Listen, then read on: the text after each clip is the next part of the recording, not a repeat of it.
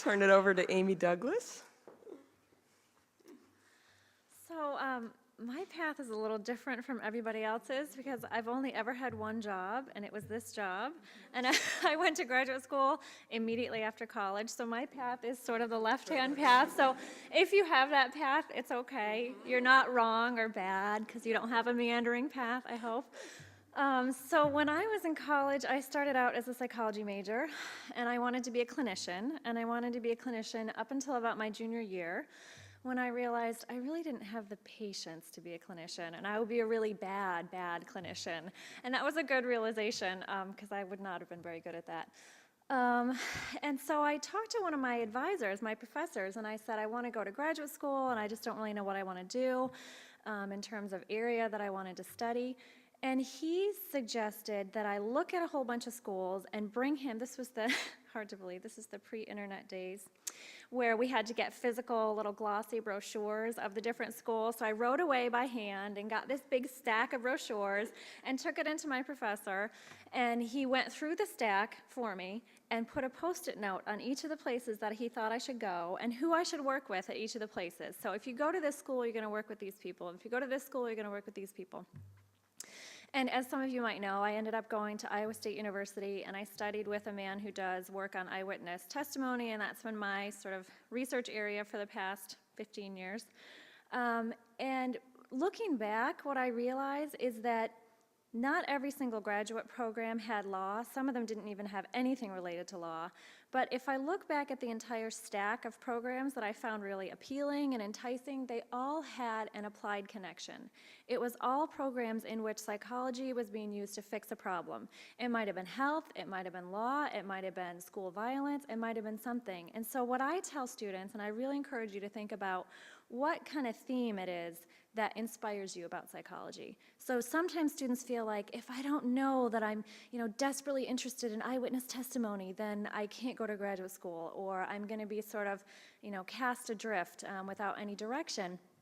And that's not true at all. So I think if I had gone to a program that's used social psychology to figure out how to get people to stop smoking, I would have been just as happy and just as delighted in that research career and trajectory as I am in my current trajectory, which looks at how social psychology can solve problems in the legal system. So you have to find that theme for you. So it might be connecting with people, it might be solving problems, it might be looking at decision making, it might be something. It's something. You got to figure out what it is and be open to being a little bit less specific than it seems like all of us are. Sort of seems like we're all very specific, right? We sort of kind of narrowed in eventually. And at this stage where you guys are right now, it's super exciting to not have that narrowness just yet. I know it can be really stressful too, but it's also really exciting to not have that sort of focus just yet, and you can sort of go in a lot of different directions. So I think that hopefully is a little bit freeing to realize that there's a theme out there that you guys already have. You just might not have identified it yet. And so think about what has inspired you in the different classes that you've taken across the gamut, not just psychology, but what kinds of things really inspire and excite you. And there'll be some common thread if you think and look back on your career and coming forward. If you're a junior or sophomore, what classes you're thinking about taking coming up, what is it that draws you to certain things? There's a little theme in there somewhere, and you can figure out what it is, hopefully. I don't know if I had anything else to offer except that I'm absolutely not the statistic of the 18 months. Definitely not sort of the anti-statistic, but that's okay too, that works. And I didn't take any time off either after college or after high school or anything. I was very, very straight. It's okay. Okay, thank you. Okay, thank you. Okay. Great, thank you. I think it's good to see all of the different paths represented. And finally, Michael Sargent. Yeah, she is the exception, actually. Michael Sargent.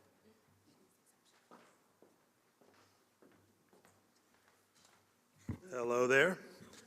So as some of you know, I am originally from Arkansas, and I was an undergraduate at Hendrix College. Hendrix is a liberal arts college in Conway, Arkansas. And just before I began at Hendrix, after I had decided to go there, but before I had left home to begin studying, I was in the back seat of the car of one of my aunts. and I declared my plans to go to college and major in music. And she literally stopped the car. I mean, I have long had a passion for music. I was in the band from the 6th grade through college. I know, given my easygoing, free-willing personality, it will surprise you that I was in anything as regimented as the marching band. But yes, I was in the marching band. And I, to this day, have a passion for music. By the way, I hope to see you at the Slavic Soul Party concert on Saturday night. Been putting the plug in for that for a while. And so I thought that I wanted to go major in music, and she stopped the car and made clear that it's not that she said, I discourage you. It was, you're not going to do that. And to help you understand why she might and why others in my family might be so passionate about that, I want to tell you a little bit about where I come from. I was raised by my grandparents, my maternal grandparents. My grandfather never had more than an 8th grade education. He worked as a meat packer. My grandmother never had more than a 6th grade education. She worked out of the home. And if I were to show you a photo of my home, I think that if any of you grew up in a home with 2,000 or more square feet, it would make your jaw drop to see the small house that we grew up in. We were a family of limited means. But despite that, my grandparents sent all 6 of their children to college. They all went to the historically black college in the city that we grew up in. I was the first family member to go to a liberal arts college. The idea that you would go to college and explore and find a passion, as opposed to going to college in order to be trained for a career that would guarantee financial security, was beyond what they desired for their children. Yes, happiness, yes, but given the financial uncertainty and difficulty that they had faced, they wanted, above all, financial security. And so the idea that I might become a high school band director was not something that was at all what they wanted for me. And so that's who they were. Who was I? I was eager to gain and maintain their approval. And so I was determined to find a career that might strike a balance between happiness for me, but also one that they would approve of. And so I went to college planning to become an engineer. So I planned to major in physics and go on to grad school in engineering. And one semester of college physics, which I did well in, still convinced me that that was not going to work for me. It was not enjoyable at all. I didn't want to spend my days in a laboratory analyzing data. We'll come back to that. I didn't want to spend my days in a laboratory analyzing data that had no meaning, that had no resonance, that didn't speak to issues that I was passionate about. And mechanics, thermodynamics, I wasn't jazzed about that. But Psych 101, which I was also taking, was engaging for me. And I actually, much like Amy, at first thought that a career as a clinical psychologist was going to be what excited me. But then I took a course in social psychology, and I got really excited about that. In the interest of time, I won't go into detail, but I thought, this is what I want to do. I want to go to graduate school in this. And I want to back up and say that at the time that I declared the psychology major, I still called home and asked that same aunt, so if I major in psychology, what do you think about that? So it wasn't that I just said, I'm going to do this. I still was seeking approval, and it came. I don't know if it was because she thought of psychologists as like psychiatrists and thought it's like a doctor, it's still going to provide a high and stable source of income. I don't know if it was, I come from a very religious family, and one of the teachings of the church is, you train up a child in the way that the child should go, and when he grows old, he will not depart from it. So maybe the idea is, we put the fear of God in that child, and we can send him off, and he's going to make the right choice. We can just trust that whatever he does is going to be fine. Either way, the approval came, and it set in motion a path that from that point forward was like the one on the right.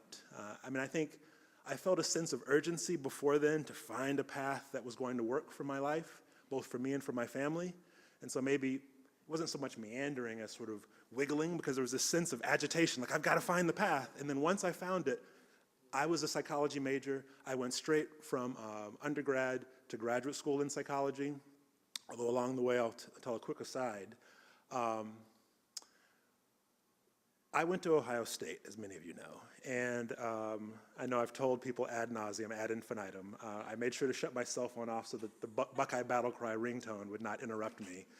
But When I applied to Ohio State, I ultimately was accepted, obviously, but by the time I was accepted, I had been accepted to another program that actually I didn't realize was not as good as Ohio State.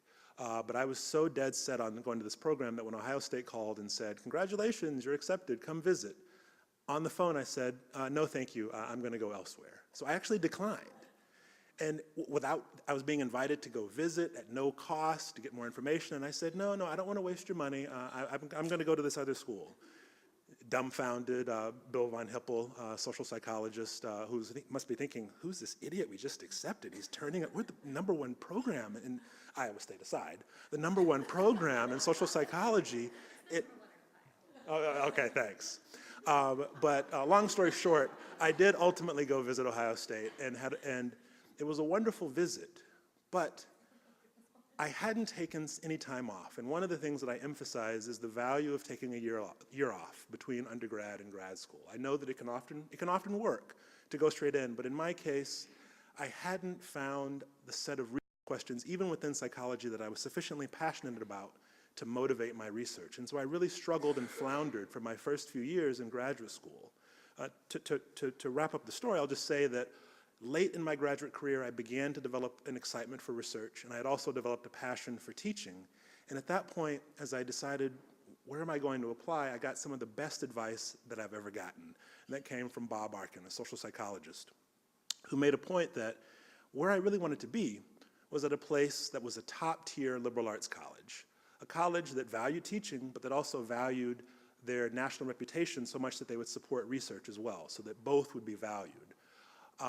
And that was actually the best advice that I got. And I think I'll leave you with two pieces of advice, or two lessons that I see from this. One is, I found myself on a good path. I've found a really good path in psychology, even though I chose it for not the best reasons. I chose it in part because I was trying to please my family. Sometimes you can stumble upon a good path for the wrong reasons. And I think luck has a lot to do with that. I think there's another lesson, which is that people who love you, your families, give you advice that you should be grateful for, you should honor. I am very grateful for that very forceful advice that I got when that car stopped. It came from a place of love and concern, and for that I am grateful. Nevertheless, the best advice is advice like Bob Arkin gave me. Advice that's not rooted solely in that person's thoughts about what you need to do, but is rooted in an appreciation for what you're really passionate about. And so that's the advice that you want to listen to. But you have to know what you're passionate about. And so that's where I, again, agree with Amy. You need to figure out what's inspiring, what's passionate. I mean, Jill said you want to figure out what do you know, and that is important. But I also think you want to figure out what it is that you love. And until you figure that out, you're not ready for graduate school. Take the time to figure out what it is you love and then go from there.